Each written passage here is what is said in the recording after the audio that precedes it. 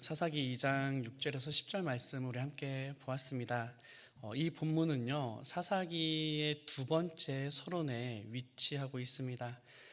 사사기 1장이 이스라엘이 가나안 정복을 완수하지 못한 상황을 보여준다면 2장부터는 왜 그런 실패가 일어났는지 그 근본적인 원인을 우리에게 설명하고 있습니다. 그리고 그 핵심은 바로 오늘 본문에 담겨 있습니다. 오늘 본문 살펴보시면요, 이 본문 안에는 굉장히 극명한 대조가 나타남을 알 수 있습니다.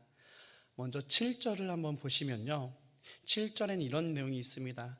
백성이 여호수아가 사는 날 동안과 여호수아 뒤에 생존한 장로들 곧 여호와께서 이스라엘을 위하여 행하신 모든 큰 일을 본 자들이 사는 날 동안 여호와를 섬겼더니라고 말하고 있습니다. 이 여호수아를 비롯한 그 동시대의 장로들은요, 사는 날 동안 하나님을 잘 섬겼다고 하고 있습니다. 그들은 하나님께 신실했고요, 하나님의 언약에 충성하였습니다. 그런데 10절 후반절을 보시면요, 다른 반전이 일어납니다. 그 내용은 이렇습니다. 그 후에 일어난 다른 세대는 여호와를 알지 못하며 여호와께서 이스라엘을 위하여 행하신 일도 알지 못하였더라 라고 말하고 있습니다. 여호수아와 그 세대의 사람들도 다 죽은 후에 새로운 세대가 일어나는데요, 성경은 그 일어난 세대를 뭐라고 표현합니까?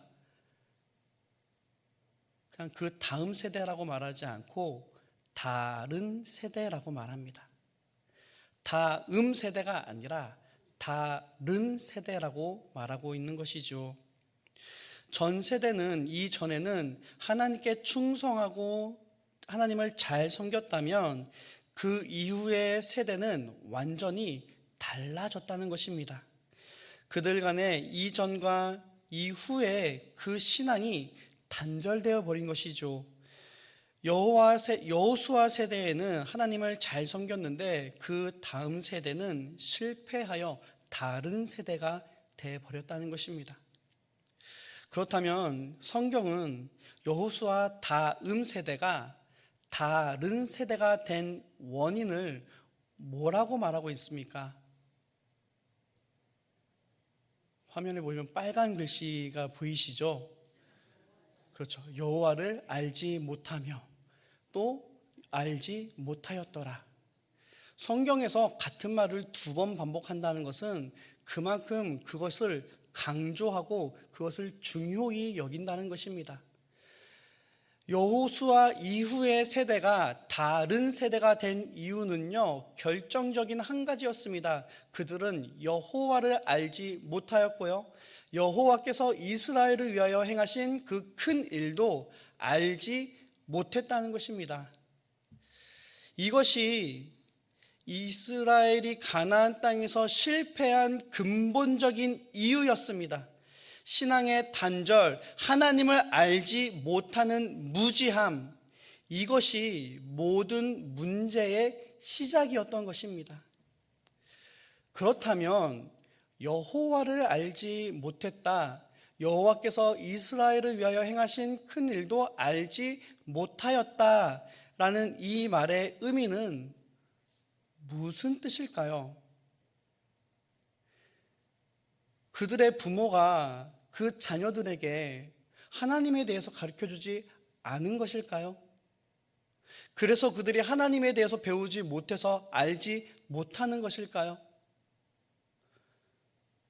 또는 그들의 그 다음 세대들이 하나님의 큰 일, 하나님의 큰 역사를 체험하지 못했기 때문에 그들의 신앙이 성장하지 못했던 것일까요?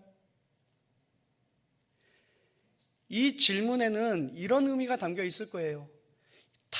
이 다음 세대들이 하나님의 그 놀라운 기적, 마치 이스라엘 백성들이 출애굽 시절 그 광야에서 목도하고 경험한 그 하나님의 크고 두려운 역사를 그들도 체험했더라면 그들도 그런 역사를 누렸더라면 그들은 다른 세대가 되지 않았을 것이다 라는 생각 충분히 할 수 있습니다.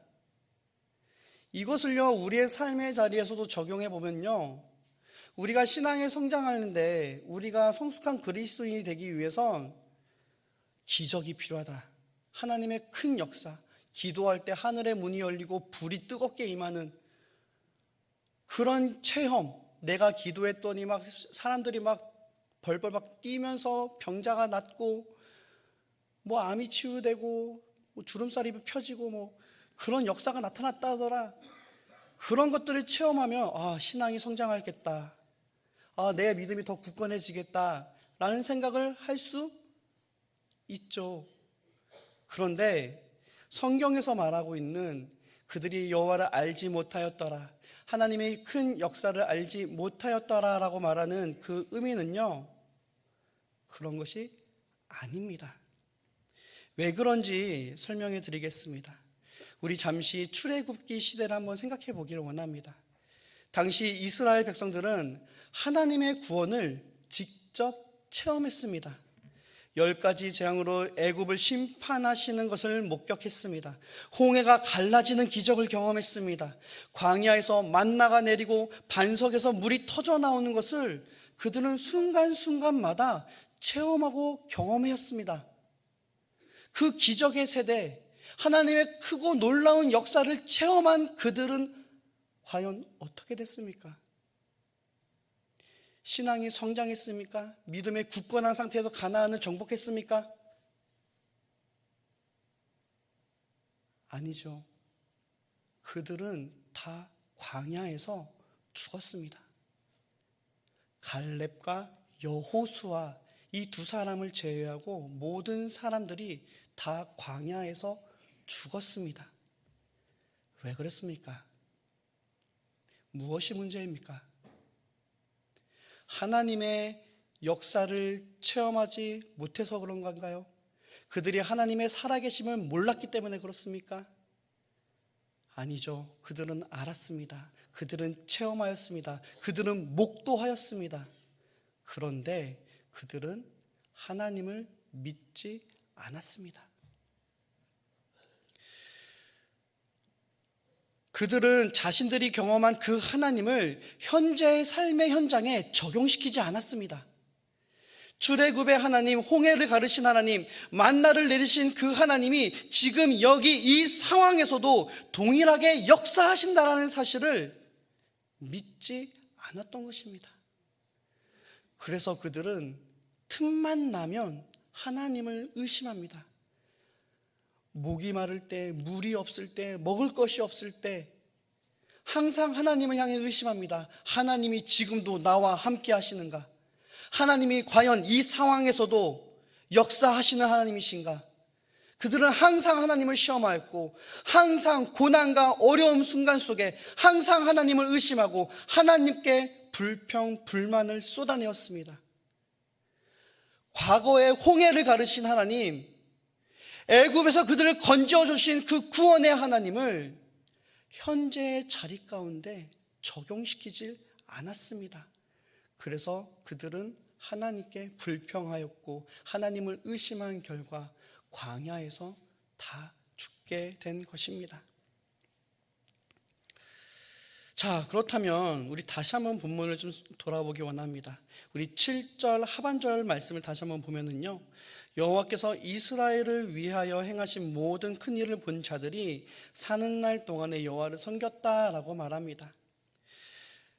여호와께서 이스라엘을 위하여 행하신 모든 큰 일을 본 자들이 사는 날 동안에 여호와를 섬겼다라고 말합니다. 이 말씀의 의미는 무엇입니까?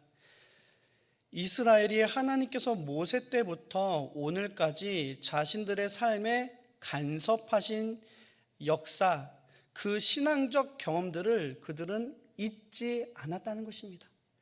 과거에 자신들에게 찾아오신 그 하나님, 그 광야 가운데 신실하게 역사하시고 먹이시고 인도하시고 지키시는 그 하나님을요, 현재 자신들의 삶의 현장 속에 적용시키고 그 하나님을 바라보고 그 하나님을 믿고 그 하나님을 섬겼다는 것입니다.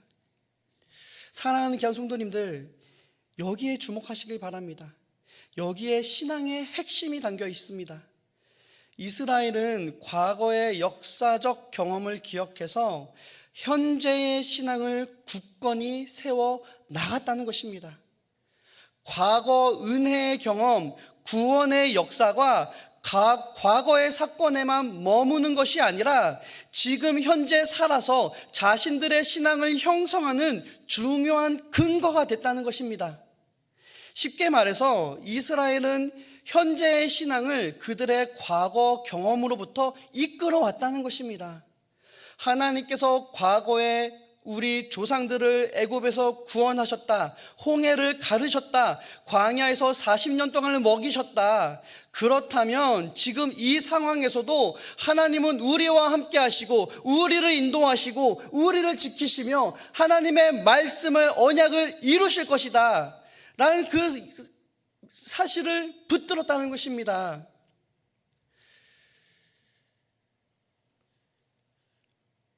하나님의 구원의 역사를 과거에 머무는 것이 아니라 그 구원의 역사를 나의 삶의 자리 가운데 항상 적용했다는 것입니다.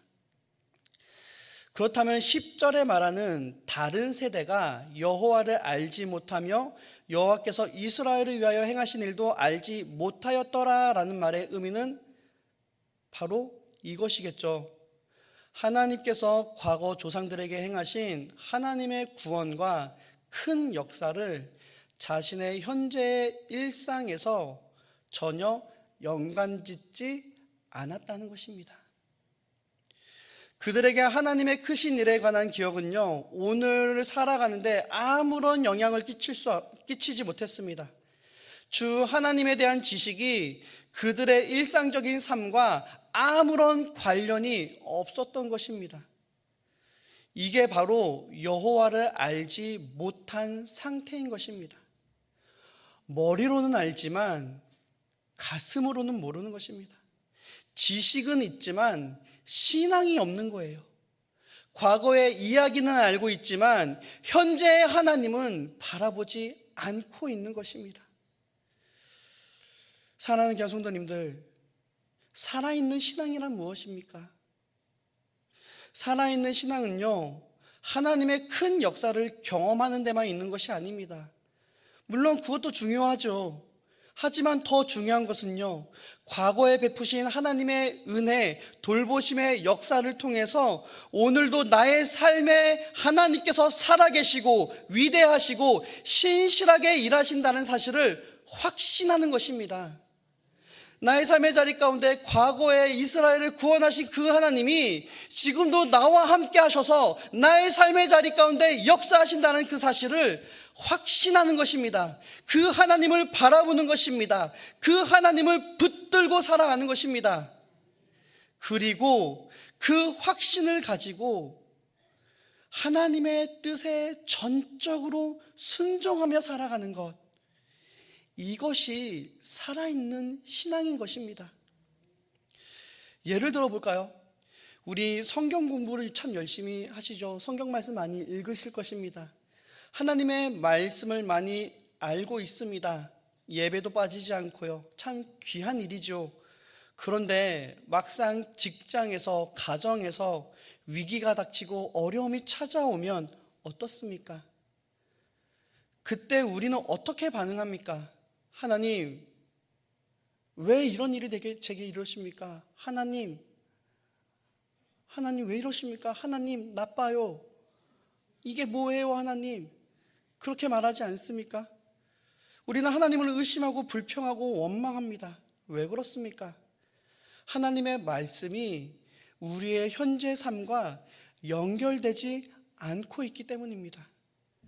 성경에 나오는 이야기는 그냥 옛날 이야기고 교회에서 들은 설교는 그냥 좋은 말씀이고, 그게 지금 내가 직면한 이 현실과 내가 헤쳐나가야 될, 내가 살아내야 될 삶과는 별개라고 생각하는 것입니다.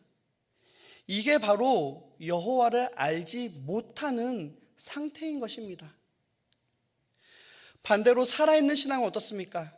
하나님께서 과거에 이스라엘을 애굽에서 구원하셨다, 홍해도 가르셨다. 그렇다면 지금 내가 직면한 이 문제도 하나님께서 반드시 해결해 주시고 하나님께서 반드시 역사하여 주심으로 하나님의 뜻을 이루어 나갈 것이다 라는 확신을 갖고 있는 것입니다. 하나님은 과거에도 신실하셨다면 지금 나의 삶의 자리 가운데서도 신실하심을 믿는 것입니다. 하나님이 과거 이스라엘을 긍휼히 여기시고 그들을 사랑하셨다면 지금 나의 삶의 자리 가운데 그 하나님이 나를 긍휼히 여겨주시고 나를 사랑하신다는 것을 믿는 것입니다. 과거의 그 은혜를 나의 삶의 자리 가운데 연결시키는 것, 그것이 살아있는 믿음이라는 것입니다. 그리고 우리가 반드시 기억해야 될 진리가 있습니다. 우리 로마서 5장 8절 말씀인데요, 우리 함께 읽도록 하겠습니다. 시작. 우리가 아직 죄인 되었을 때에 그리스도께서 우리를 위하여 죽으심으로 하나님께서 우리에 대한 자기의 사랑을 확증하셨느니라. 아멘. 우리가 붙잡아야 될 진리입니다. 우리의 삶의 자리 가운데 고난이 찾아오고 또 내 안의 연약함으로 인해 넘어지고 쓰러질 때 난 왜 이거밖에 안 된가? 하나님에 대한 그 은혜와 사랑이 흔들릴 때 우리 이 말씀을 붙드시기 바랍니다. 우리가 아직 죄인 되었을 때에 그리스도께서 우리를 위하여 죽으심으로 하나님께서 우리에 대한 자기의 사랑을 확증하셨느니라. 하나님께서 저와 여러분들을 향한 그 사랑을 확실히 증명해 보이시기 위하여 그리스도 예수를 십자가에 죽이셨다는 것입니다. 십자가를 바라보십시오. 내 안의 고난, 내 안의 고통이 나를 쓰러뜨리고 할 때 십자가의 예수 그리스도를 바라보십시오. 십자가의 예수 그리스도는 우리에게 말씀합니다. 내가 너를 사랑한다. 하나님이 너를 사랑하고 계시다. 너는 하나님의 자녀다. 하나님께서 우리에게 예수 그리스도를 통하여 우리에게 말씀하고 계시는 것입니다. 우리가 이 십자가의 진리, 이 십자가의 복음을 붙들고 나아가실 수 있는 우리 성도님들 되어지기 원합니다. 예수 그리스도의 십자가 안에 우리 죄인을 향한 사랑이 있고 우리를 향한 용서가 담겨 있습니다. 그 안에 고난을 이길 소망이 있습니다. 그 안에 우리가 살아야 할 생명이 있습니다. 이게 신앙입니다. 과거의 하나님과 현재의 하나님이 동일하시다는 것을 믿고 그 믿음으로 오늘을 살아가는 것입니다. 그렇다면 어떻게 해야 과거와 현재를 연결할 수 있습니까? 저는 두 가지를 나누고 싶습니다. 첫 번째는요, 감사하는 삶을 사십시오. 시편 50편 23절은 이렇게 기록하고 있습니다. 우리 함께 읽겠습니다. 감사로 제사를 드리는 자가 나를 영화롭게 하나니 그의 행위를 옳게 하는 자에게 내가 하나님의 구원을 보이리라. 아멘. 감사로 제사를 드리는 자에게 하나님이 무엇을 보여주십니까? 하나님의 구원을 보이리라. 할렐루야. 감사는요, 상황과 환경이 좋을 때만 하는 게 아니에요. 그것은 세상적인 감사이겠죠. 하나님 없는 사람들의 감사입니다. 그런데 우리에겐 그리스도 예수가 있습니다. 우리에겐 살아계신 하나님이 있습니다. 하나님의 자녀들, 그리스도 예수의 사람 된 우리의 감사는요, 좋은 상황일 때뿐만 아니라 고난 중에도, 낙심 중에도, 다시 하겠습니다. 고난 중에도, 낙심 중에도 감사할 수 있는 것입니다. 왜 그렇습니까? 우리 하나님이 살아계시기 때문이에요. 우리가 진짜 감사는요, 살아계신 하나님께서 지금도 나의 삶에 함께 하신다는 것을 믿고 그 사실 자체에 대해 감사드리는 것입니다. 내 주어진 상황과 환경, 나의 능력, 나의 힘을 보고 감사하는 것이 아니라 나와 함께 하시는 그 하나님으로 인해서 감사드리는 것입니다. 내게 베푸신 예수 그리스도의 십자가의 생명과 그 사랑으로 인해서 감사드리는 것입니다. 상황이 좋든 나쁘든, 환경이 순탄하든 힘들든 하나님께서 나와 함께 하신다, 하나님이 나를 지키신다, 하나님께서 나의 하나님 되어 주신다는 그 사실을 믿고 감사드리는 것입니다. 그럴 때 어떤 일이 일어납니까? 시편 말씀처럼 하나님의 구원을 보게 됩니다. 감사함을 통해 과거의 은혜가 현재의 삶에서 재현되는 것입니다. 과거 살아계신 하나님의 놀라운 역사가 감사함을 통하여 우리가 깨닫게 되고 우리의 눈이 밝아져 하나님을 바라보게 되는 것입니다.